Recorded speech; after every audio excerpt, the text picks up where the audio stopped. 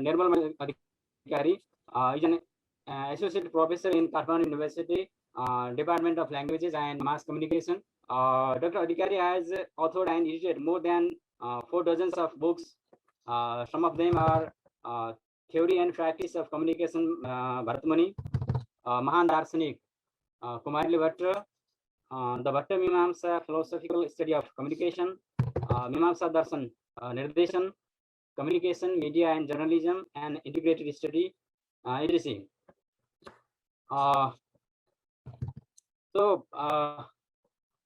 In this talk program, Dr. Adhikari will first deliver his lecture, and then after, if anyone wants to put any question related to this topic, he or she will be given an opportunity. Thus, we'll do a discussion on this topic for a few minutes. Now I'd like to request Dr. Adhikari to proceed his lecture. Thank you. Thank you very much. नमस्कार। तब चका kiln स्तुति रम्बिके सकल शब्दमयी किलते तनुहु निखिल मूर्ति सुमे भवधन्वयो मनसी जासु बहि प्रसरासु च इति विचिन्ते शिवे समिता शिवे जगति जात मयत्न वसारिदम स्तुति जपार्चन चिन्तन वर्जिता नखलु काचन काल कलास्तिमे। With this verse created by Acharya Abhinava Gupta, I thank Dr. Madhav Prasad Lamichhane, and I greet all the participants here. Today, I will deliver my talk in 3 parts mainly. The first part will deal about the problematic nature or the problematic status of communication studies and allied disciplines in countries like Nepal, India, China, and so on. In the second part, I'll talk about the importance of Abhinava Gupta for students, scholars, and researchers from communication discipline. And the final section will be on contemporary relevance of Abhinava Bharati for communication studies. While doing so, I'll start from a small memory related to Abhinava Gupta and my association with that. I remember I had an opportunity to deliver a panel speech on approaching Abhinava Gupta from communication research perspective in a special seminar on Abhinava Gupta, communication and media, coordinated by Makhanlal Chaturvedi National University of Journalism and Communication at the National Scholars Conclave or National Scholars Conference, Vidwat Sangam, organized by Acharya Abhinava Gupta Millennium Year Celebrations Committee at Bangalore, India on 6 to 7 January 2017. And I had another opportunity to conduct research on Bharat Muni's Natya Shastra. That was under Bharata Muni Chair Research Fellowship that was offered by that Makhanlal Chaturvedi National University of Journalism and Communication. While doing so, I had to go through Abhinava Bharati, because Abhinava Bharati written by Abhinava Gupta is the only available tika on Natya Shastra. So I will come to that point later on as well. Now I start the topic, the problematic status of communication studies and allied disciplines in Nepal, India, China, and so on. So the discipline of communication may be known as communication studies, or in some universities communication science, in some universities communication theory, or allied disciplines, for instance, media studies, mass communication, and so on. It has, or we may say, they have very problematic nature when we approach them from Nepal's perspective, from India's perspective, or let us say from the perspective of China as well. So why it is problematic? Because the word communication is translated into Nepali, Hindi, and so many other languages as sansar, but what we teach in the universities, or what we study in the universities, that is not sansar inherently, but communication is originated and envisioned in the West. Though an exposition from a classical Sanskrit text, Charak Samhita, it is already clarified that there existed Bharatavarsiya version of theory and theorization. It had been argued since long that theorization and theory itself are very common in Bharatvarshiya philosophical system, and hence theory can be approached in an entirely indigenous fashion.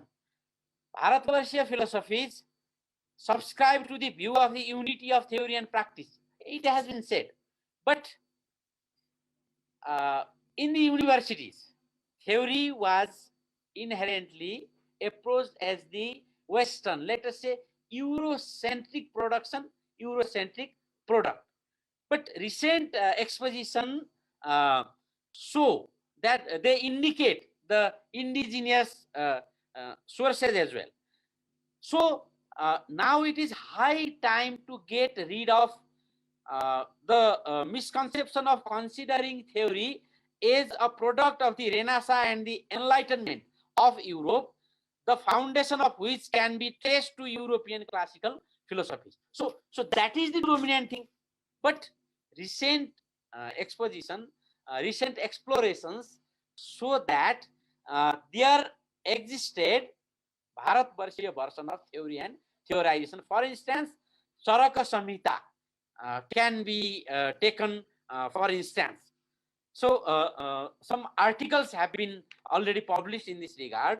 The evidence of theorization and methods of theory building in ancient Sanskrit texts certainly encourages for indigenous Bharatvarshiya, that includes both Nepal and India, theorization of communication from every possible perspective, keeping in view of that communication scholarship prevalent till the date. It seems that there needs more efforts for mainstreaming the agenda of indigenous theorization of communication. So, in fact, this communication theorization, it was institutionalized in the American universities first, and while other countries they were starting academic courses related to communication, they had three options while they were developing curricula of communication and or allied disciplines. First, they could have drawn on native perspectives, thereby primarily incorporating indigenous concepts, if not theories and models of communication. Second, it was much easier for them to adopt solely the Western discursive paradigm. Third, they could have adopted comparative approach, thus incorporating both indigenous and the Western contents and facilitating indigenization. But the most easiest thing was to get the Western contents and just to implement them through curricula of the universities. So not actually making the curricula, but just borrowing from the West, and that became the the dominant practice in, let us say, Nepal, India, China, even in Japan, and so on. So by virtue of rich discursive tradition, there was always possibility for drawing on indigenous sources, but that did not happen. So the discipline of communication, especially if we see uh, in the Western context, and then how it was extended in a linear fashion to countries like Nepal, India, and China, we can see three distinct phases. The first phase was adhering with the notion of simply West is the best. So whatever was there, just to copy that and implement through our curricula.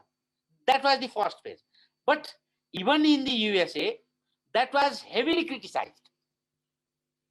The scholars, especially those who went there from different post-colonial locations, let us say, they brought their insights, and at least they started questioning the Western dominance in the field of communication studies.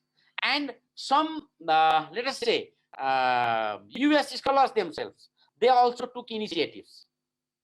So they started doing research from, let us say, non-Western location. For instance, communication in ancient India and China by Oliver, and so on.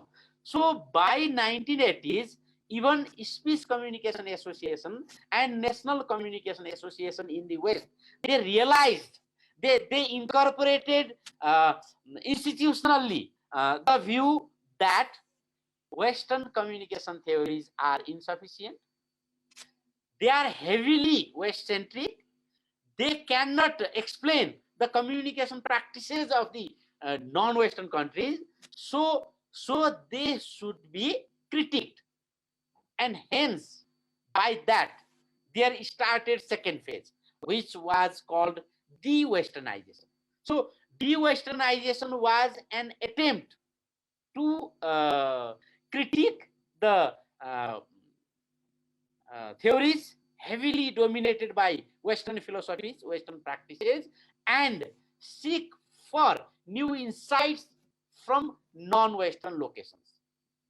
So this trend, this de-Westernization, it created an opportunity for Western scholars as well as non-Western scholars to go through non-Western, let us say, texts, philosophies, theories, and see whether they are relevant for communication studies or not. So some, let us say, conferences were organized, seminars were organized, even workshops were conducted, and some scholars, they came with some, let us say, research articles and papers from different perspectives.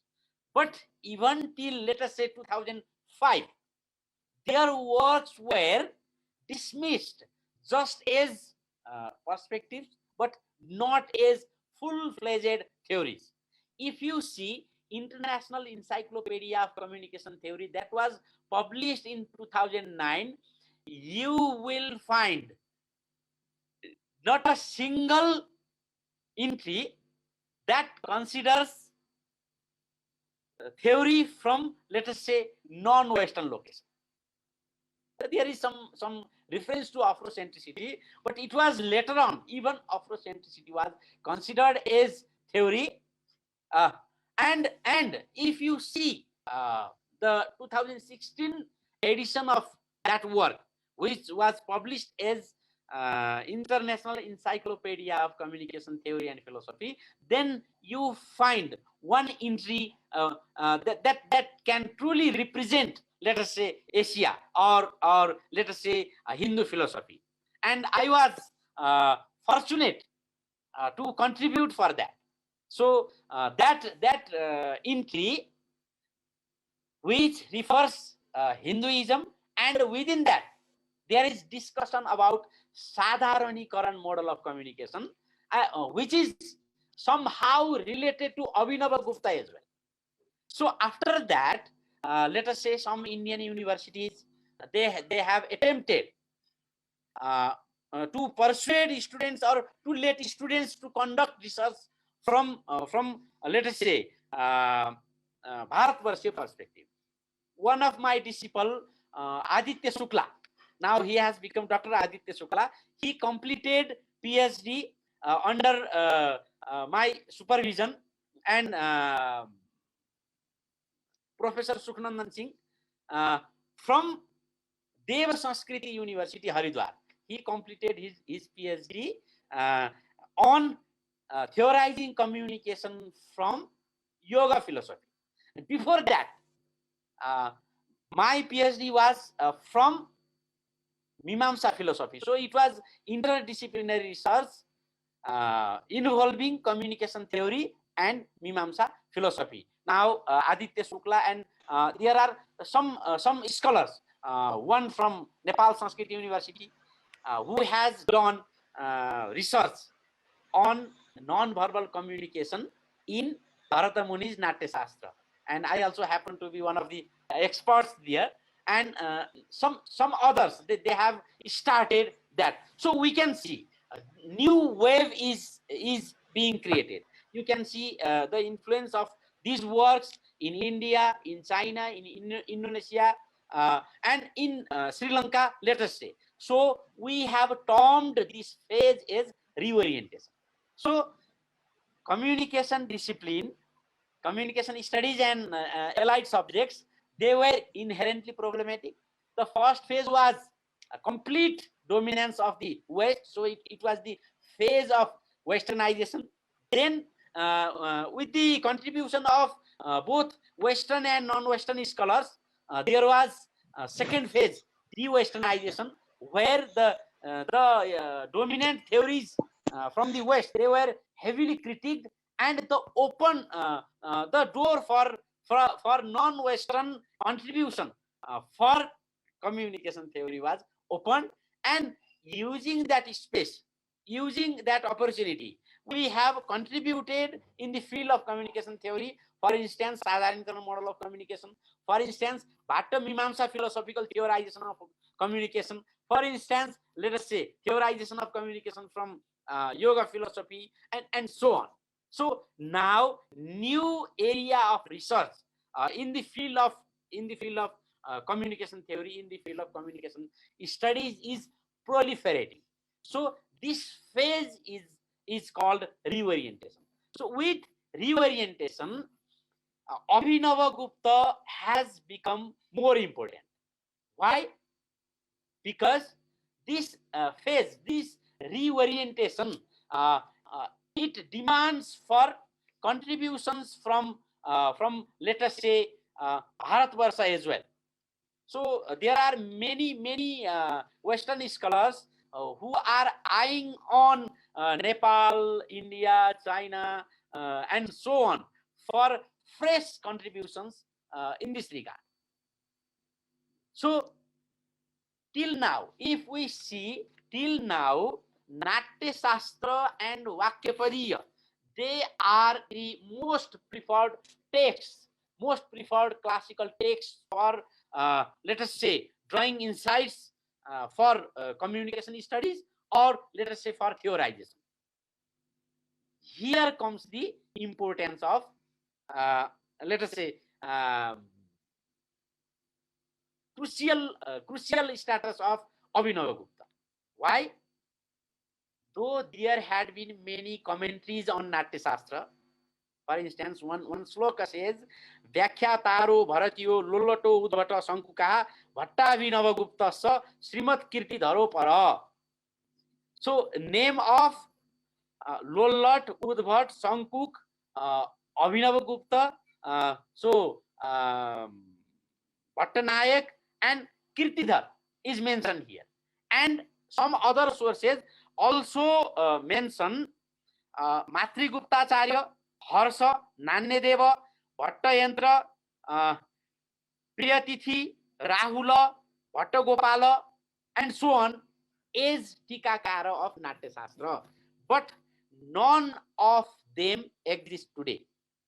So, hence, no commentary on Bharata's Natya Shastra exists today except that of Abhinava Gupta, which is named as Natya Veda Vivritti, or popularly known as Abhinava Bharati. So this is the only remaining, let us say, tika on Natya Shastra. So the growing interest on Bharata's Natya Shastra is the principal source of communication theorization from, let us say, Hindu perspective.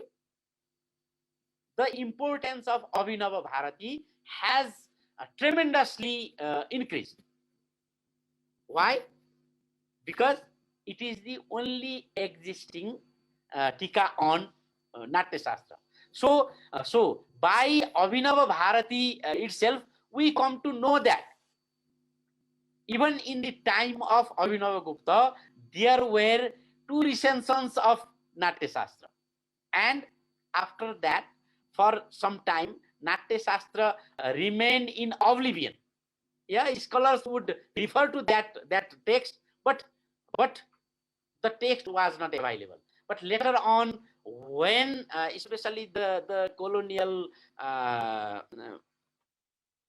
colonial scholars from the West came to India, and they searched for handwritten copies. So so many editions, let us say, some of them very much corrupted editions, some of them incomplete. Yeah, they were found.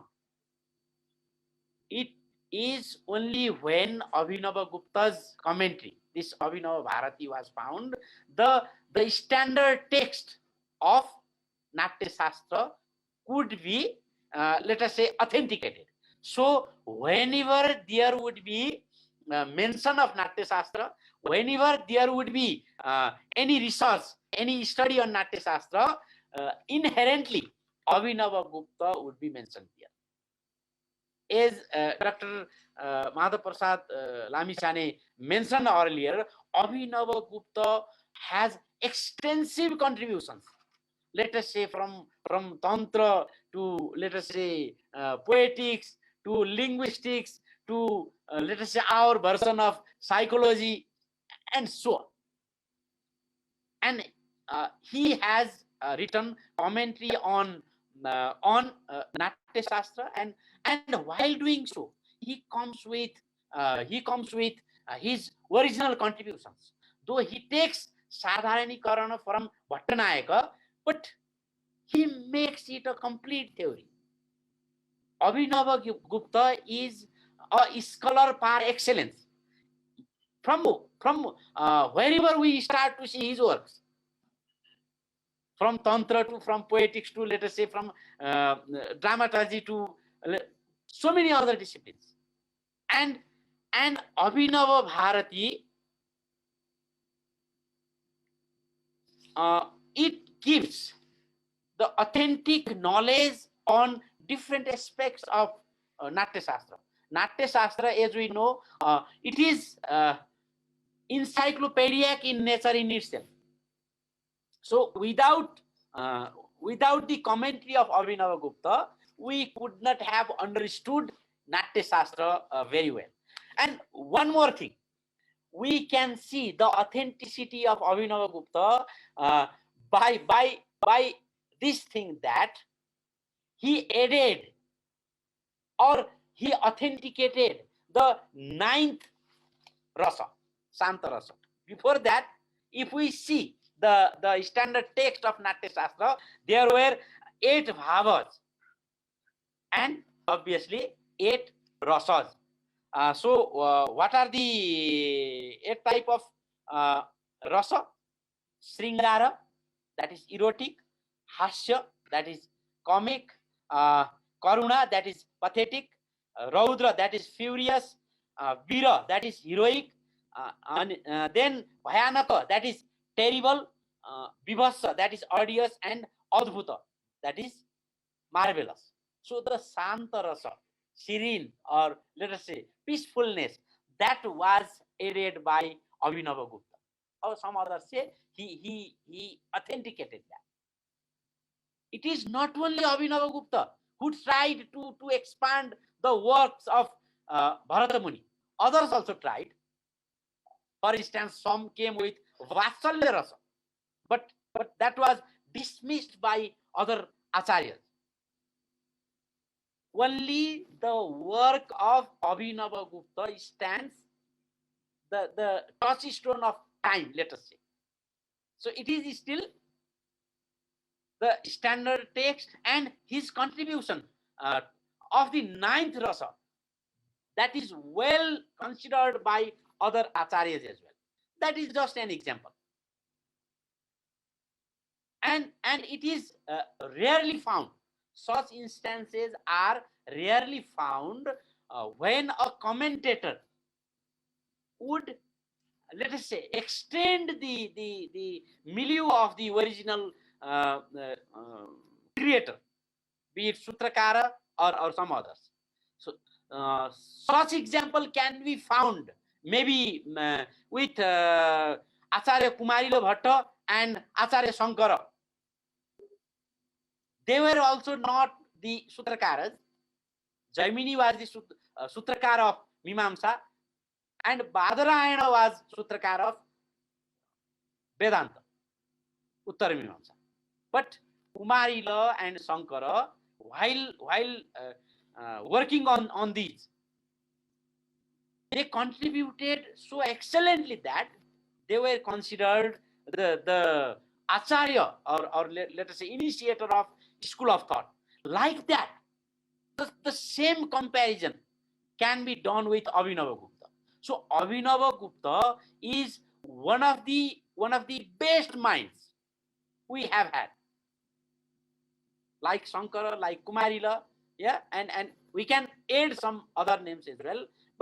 But keeping in view of the thousands of years of history, when we have only a few number of scholars, contributors, let us say acharyas of this height, then we can understand how important is Abhinava Gupta's work.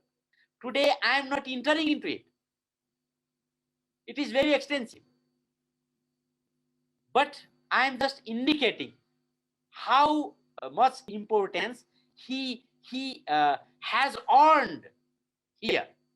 And with the advent of this de-westernization and reorientation, now his importance is going beyond this time and space. If you search on the internet, you will find that so many non-Indian, non-Nepali, non-Asian scholars working on Abhinava Gupta. Some of them have already completed their PhD, and so many journal articles you will find on Abhinava Gupta. So this is all due to the intrinsic qualification that Abhinava Gupta has contributed.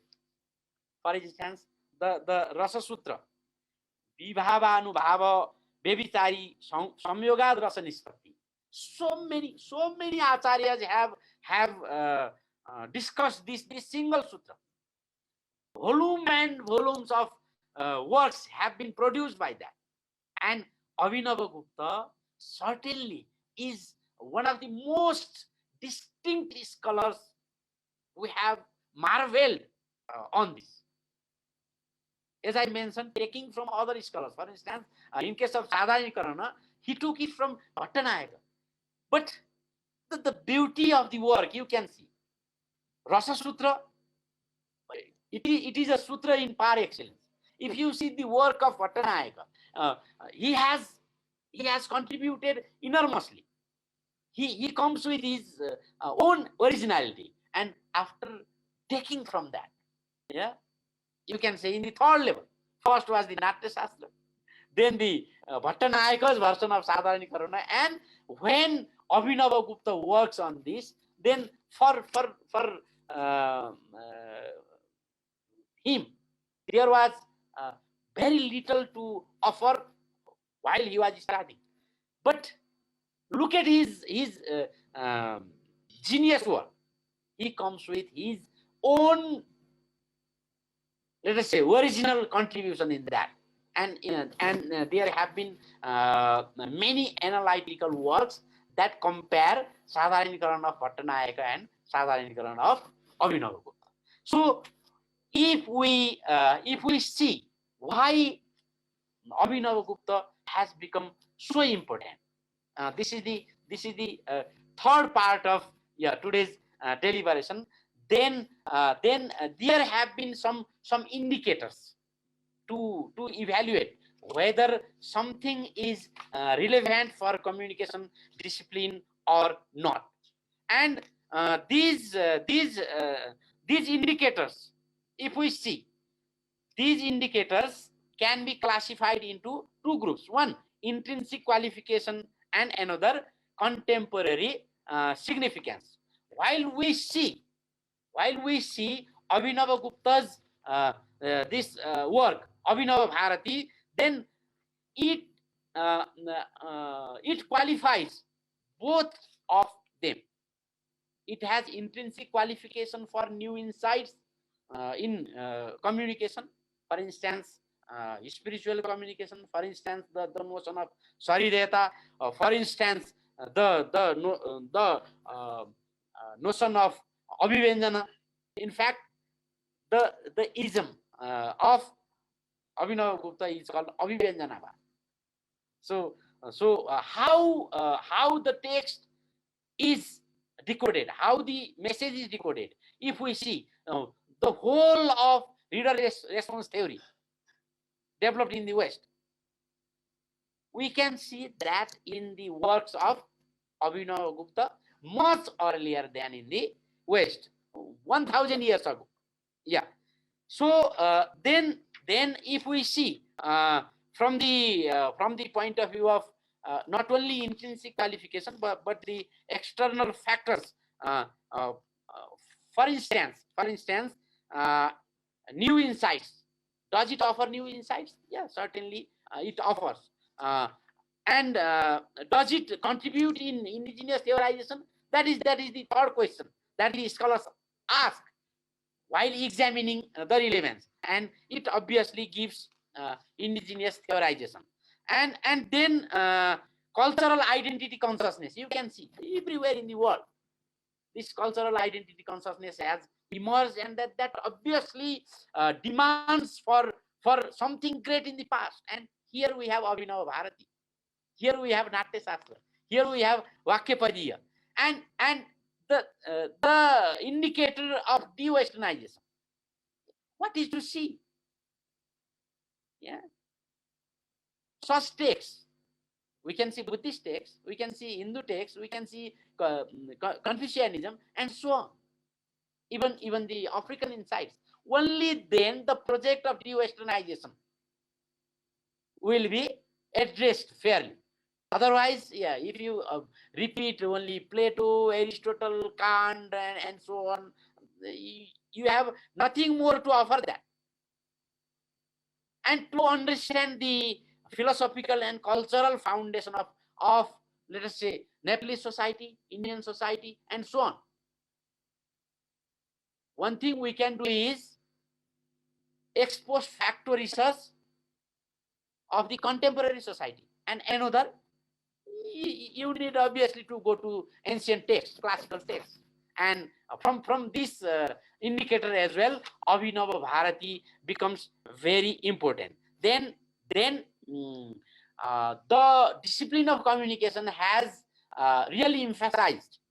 Even International Communication Association has long acknowledged that communication discipline is multidisciplinary, communication discipline is multicultural, and it should be multi-paradigmatic in nature. And if we see Abhinava Bharati, even if we see Shloka Vartik and Tantra Vartik of Kumarila, if we see Natya Shastra, the multidisciplinarity, multiculturalism, and an existence of multi-paradigm is inherent there. So what they are going to aid from somewhere, we already have that. And with this, the relevance of let us say Natya Shastra and Abhinava Bharati has increased. And many scholars, they have started talking about reconciliation of the East and West. How much we would have this binary? Yeah, West versus East, white man's burden, all these things. It has become, let us say, a kind of burden even for them. And it has become a kind of burden for people living in non-Western countries, but having West is the best psychology. Yeah, that is why democratization was once criticized as Coca-Colanization, McDonaldization. And while criticizing like that, people in non-Western countries, they were let us say only criticizing, or let us say they were fearful. Yeah, but now new wave of reorientation, taking insights from indigenous things, theorizing things from own perspective, it has come. And now there are two possibilities. One, yeah, just like there was white supremacy, yeah, the other people also starting to claim supremacy of their race, let us say their nation, and so on. But that would contribute for further conflict. Hence, there is need for reconciliation of the East and the West. Let us see what has been contributed from the West. Let us see what has been contributed from the East. And whatever is useful by comparison, by contrast, let us take and let us have what is called Krishna Shastra in our tongue, a complete Shastra. So the communication discipline would be completed only when insights, perspectives, and theories from, let us say, Europe and its extension, America, let us say, the South America, Africa, Asia, and so on, all these would be embraced. So communication discipline must be a broad temple which incorporates everything, which has a door open to all. And good thing is, scholars have started recognizing this, though very few in number. Just I mentioned, there is only one entry from our location, yeah, contributed by myself in that International Encyclopedia of Communication Theory and Philosophy. But we can hope when its next edition would be published after some years, there could be more entries, more theories from this location. Yeah, from not only geographical location, but I'm referring to discursive location. And while doing so, Abhinava Gupta certainly has immense, let us say, relevance in this regard. That is only one part which I could offer, let us say. Due to its encyclopedic nature, Abhinava Bharati has so many things to offer. Because what is there in Natya Shastra, it obviously incorporates, but Abhinava Gupta adds so many things. So Natya Shastra is much earlier. It is claimed that it is earlier even than Ramayana and Mahabharata. It is just after, let us say, Veda. Even before many Smriti texts, it is said. Yeah, and here we have Abhinava Bharati, which was just 1,000 years ago. Yeah, from some parameters, 1,000 is very long time. But if we see our civilization, which has history of millennia, 1,000 years or 1 millennium is not so long. So we have a text, Natya Shastra, which was created many millennia ago, and we have another text, Abhinava Bharati, which was composed 1,000 years ago, and after that, we have so many other texts, not only by our own people, but foreigners as well, travelers, for instance, even colonizers.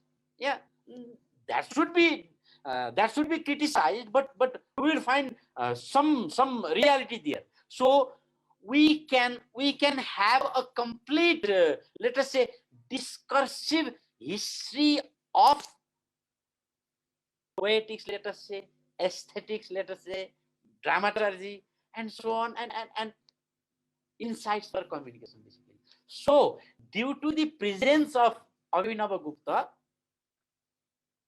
now we have, in a way, unbroken tradition of thoughts on communication. Yeah, it is thoughts on poetics as well, aesthetics as well, axiology as well, ethics as well, and so on. But today, my primary concern is communication. That is why I'm emphasizing on that. So we have unbroken tradition of communication scholarship due to this.